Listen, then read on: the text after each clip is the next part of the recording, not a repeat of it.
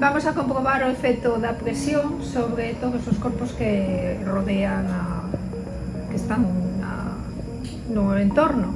Entón, o primeiro que imos facer é ver como esta lata, que é unha lata de refresco, está lavada, xa non ten nada de refresco dentro, se esmaga ela sola polo efecto da presión. Entón, o primeiro que temos que facer é quentala, vale?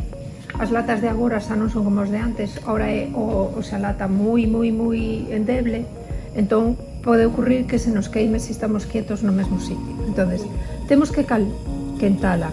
Ao quentala o que estamos facendo, vedes que sale vapor, pero é porque o resto da auga que está dentro. Entón, o que temos que facer é quentala ben. Ao quentala, que está pasando?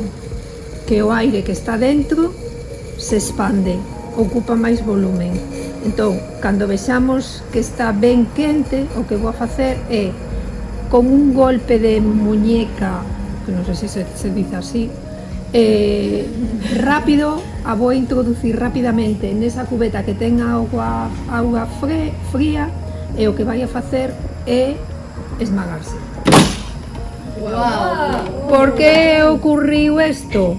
Porque no momento que o aire está expandido e se mete na auga, a auga está fría, o aire enfría. Entón, para equiparar a presión externa coa presión interna, a lata esmágase.